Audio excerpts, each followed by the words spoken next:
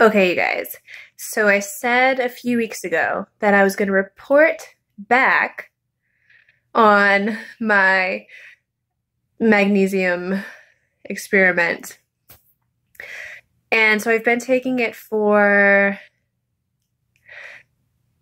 oh God, more than 4 weeks, at least a month. Now I'm only taking 125 milligrams a day, which I'm pretty sure is Snickle Fritz. That being said, I eat a lot of foods with magnesium in them, like spinach and greens and legumes and things like that. So I didn't really want to take too much. Now, the first 2 weeks that I was taking it, I was like, holy shite. I feel great. I'm not getting the palpitations as bad. I'm not feeling them as strongly. They weren't as frequent. I just felt pretty good. And then 2 weeks ago, I had Chinese food. And I know better, that's a trigger for me for ectopics. Probably because of the MSG, or maybe because I think it's going to happen, so then it gives me anxiety, and then it doesn't matter. It's a trigger for me. And I had quite a bit of them, maybe like 50 or so, while I was trying to go to sleep over a few hour span. And that got my anxiety up and running again. So, it was bad. It was like the anxiety where you feel it's like something is sitting on your chest, like you can't get a full breath in. And for me, then I start focusing on my breathing, and I'm not breathing normal. It's supposed to be an automatic thing, right? You're not supposed to think about it, and you're not supposed to try and make your own breathing pattern. It's just supposed to happen. Well, when I get anxious, I think that I'm supposed to make my own, and then I start doing it. I'm taking it just gets all messed up, and it gives me a lot of anxiety, and it furthers the tightness in my chest. Anyway, I was having that, and then I'd be working out, and the high heart rate, I'd have to take a chill pill for a second because I'd start having a panic attack, and I started having a lot of palpitations only when I was at the gym. If I worked out at home, I was all right. At the gym though, there's so many people, it's noisier, and it tends to be worse for me, so that's probably why. But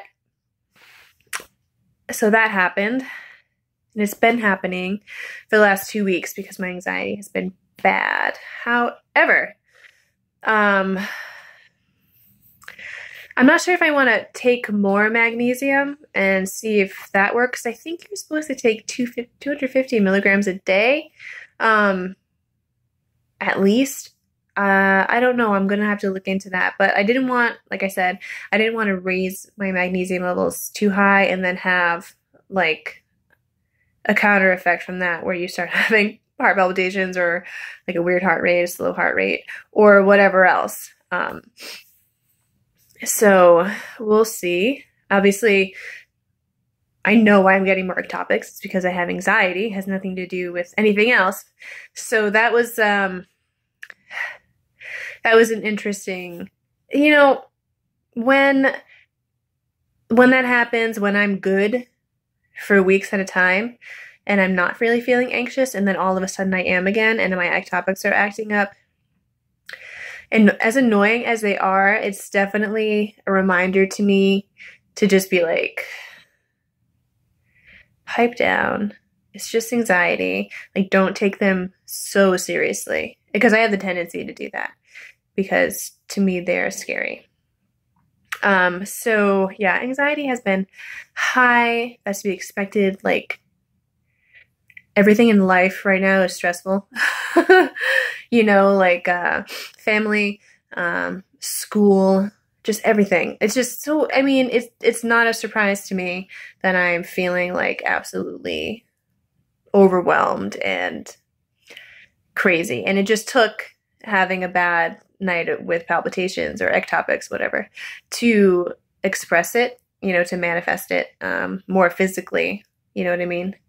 But it was definitely building. So I really don't know what to say. I felt awesome for the first 2 weeks. And then it was, once the anxiety came back, I mean, it was like, there was no difference at all. So I don't know. I think the magnesium is perfectly fine and probably beneficial to me for that reason, for the ectopics, providing that I'm not running like on high anxiety. So, yeah.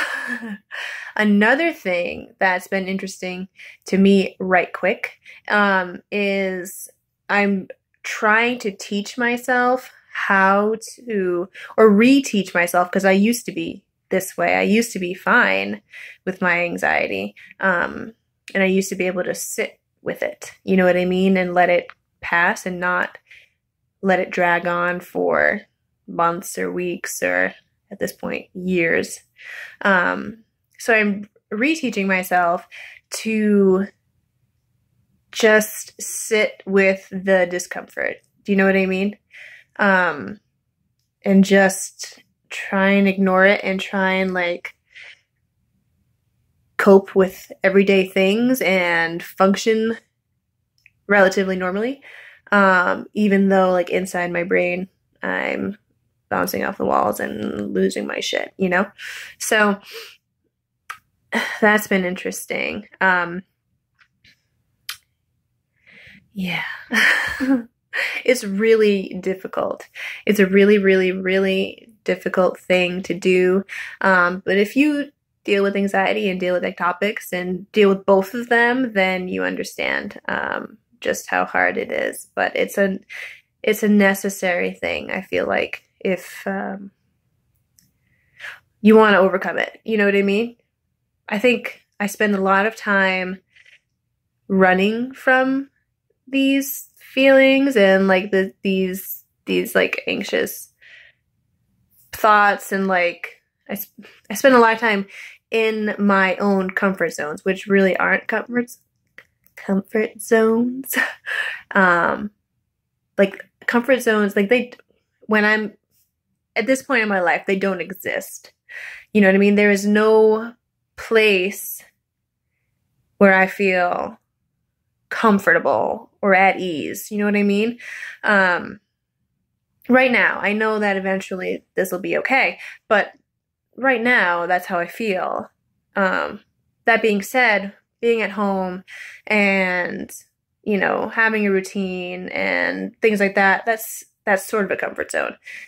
So that's what I've been doing. I've been staying in those and trying not to venture too far out in case I'm anxious or I'm having a bad day with ectopics or both. You know what I mean? So I'm trying to relearn how to put my big girl pants on and just do shit, because I'm getting old as shit, you guys, okay? So, like, I don't want to waste so much time feeling like this and missing out on things, you know what I mean? So, when I think about it that way, it's easier to be like, all right, we got this. You know what I'm saying? You know, easier some days than others. But that's where I'm at, and I'm going to read more about the magnesium and how much you should be taking, and maybe I'll up it. Probably I won't, unless I change my diet, which I don't see happening. But yeah, so that's really it. I think it's I think it's helpful. I definitely would say, oh, give it a try if you have ectopics.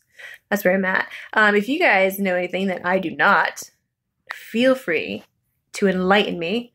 And yeah, that's it. I mean, that's all. Until next time, bye-bye.